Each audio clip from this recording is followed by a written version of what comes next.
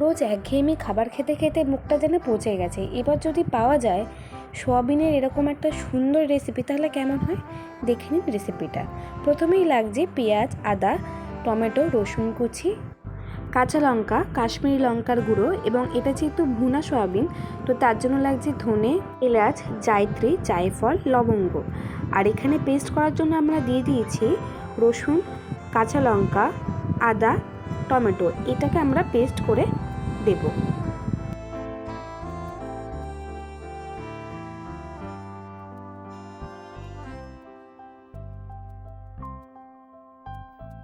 না সয়াবিন করব বলে সেই জন্য আমি এখানে জলে ভিজিয়ে, নুন জলে ভিজিয়ে আমি এগুলো জল ঝরিয়ে নিয়েছি। সয়াবিনগুলোকে জল ঝরিয়ে এবার আমি টক দই দিয়ে মেখে রাখবো।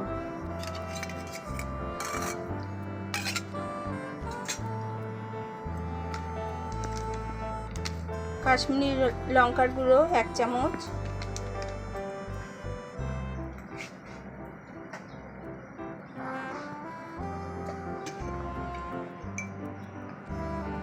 হলুদ গুঁড়ো 1 চামচ,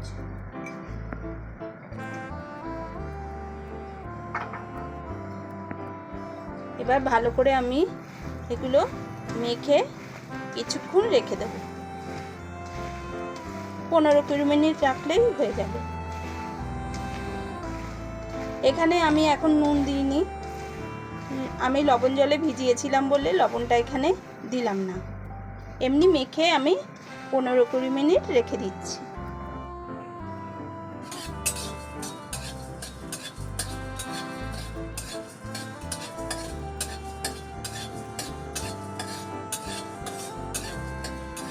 মশলা থেকে যখন গন্ধ বেরিয়ে আসবে সুন্দর একটা সেন্ট, তখন আমি নামিয়ে এটা গুঁড়ো করে নেব।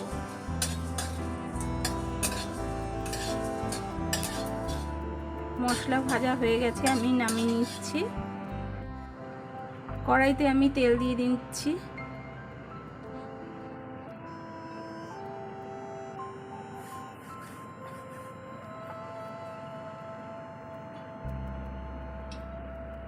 আমি এবার ফোড়ন দিয়ে দিচ্ছি। 2টো তেজপাতা, 3টে শুকনো লঙ্কা,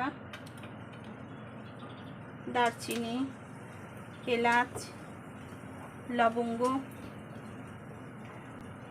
মৌরি 1 চামচ।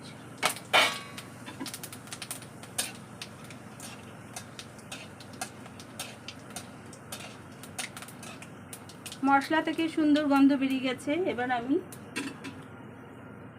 এখানে 2টো মিডিয়াম সাইজের পেঁয়াজ নিয়েছি। পেঁয়াজগুলো ভালো করে ভেজে নেব।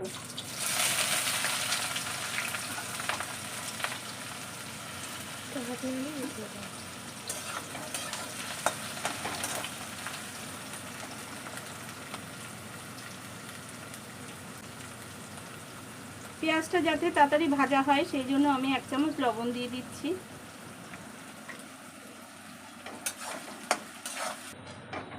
দেখুন পেঁয়াজ ভাজা হয়ে গেছে। এবার আমি পেস্ট করা এই টমেটো এগুলো দিয়ে দেব।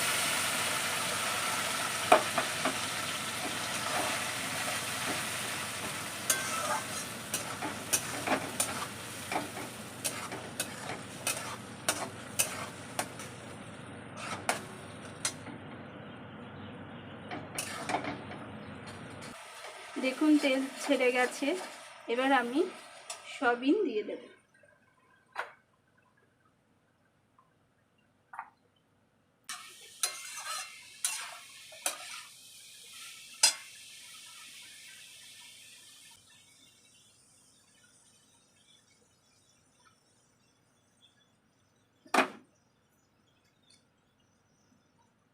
এক চামচ ধনের গুঁড়ো,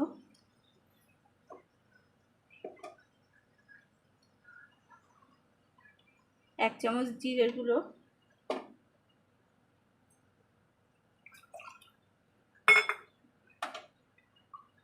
সামান্য একটু জল দিয়ে আমি ভালো করে কষে নেব।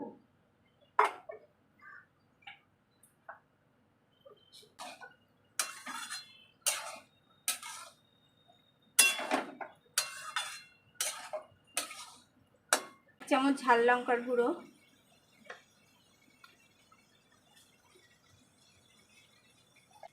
আর 1 চামচ কাশ্মীরি লঙ্কার গুঁড়ো।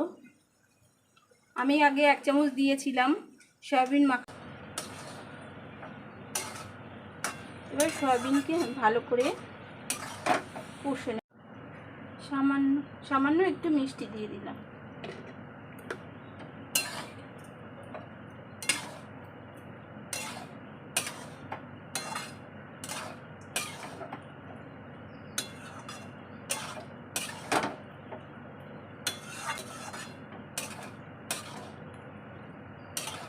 ভুনা সয়াবিন তো এই জন্য একটু শুকনো শুকনোই হবে, ভীষণ খেতে ভালো লাগে।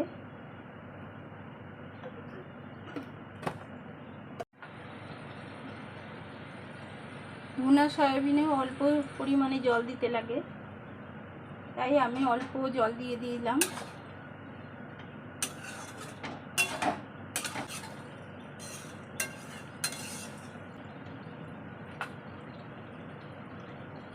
আমি পেঁয়াজ ভাজার সময় লবণ দিয়েছি, আর একটু লবণ দিয়ে দিলাম পরিমাণ মতো।